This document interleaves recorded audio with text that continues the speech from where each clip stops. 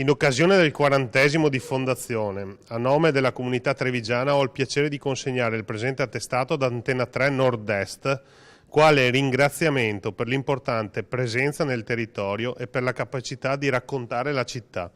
vivendo la sua trasformazione a fianco dei trevigiani e documentandone l'evoluzione, con serietà, professionalità e impegno, e per il fondamentale e qualificato servizio di informazione a favore dei cittadini, unitamente ai programmi di approfondimento, valorizzazione e recupero delle tradizioni e di cultura. Grazie per essere la televisione di tutti i trevigiani. Con stima, Mario Conte.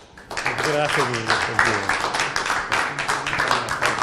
40 anni di informazione, 40 anni in prima linea a raccontare un territorio che da Treviso si è allargato fino a comprendere l'intero nord-est, e la città di Treviso, dove tutto è nato, ha voluto rendere omaggio ad Antenna 3 con un riconoscimento consegnato stamane dal sindaco Mario Conte all'editore Filippo Iannakopoulos. Una pergamena, ma anche la targa della città di Treviso, assegnati nella sala affreschi di Palazzo Rinaldi, quella dove si celebrano i matrimoni, quasi simbolicamente a sottolineare quel legame tra i trevigiani ed Antenna 3, l'emittente che ha dato voce a generazioni di cittadini, crescendo con loro, analizzando i cambiamenti di un territorio profondamente cambiato da quando gli studi erano al 19° piano del grattacielo di Via Pisa. Un riconoscimento, quello consegnato oggi, che potrebbe essere l'antipasto di un altro premio, il Totila d'Oro, per il quale Antenna 3 è candidata e che andrebbe a coronare i 40 anni di attività nell'informazione. Queste celebrazioni dei 40 anni dureranno un anno intero.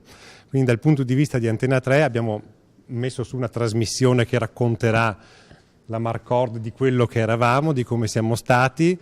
per 40 anni, e andremo avanti tutto l'anno con eventi speciali, quindi è un anno di festa che ovviamente deve essere un anno di festa per tutti i cittadini se vogliono celebrare con noi, perché alla fine i veri protagonisti sono loro.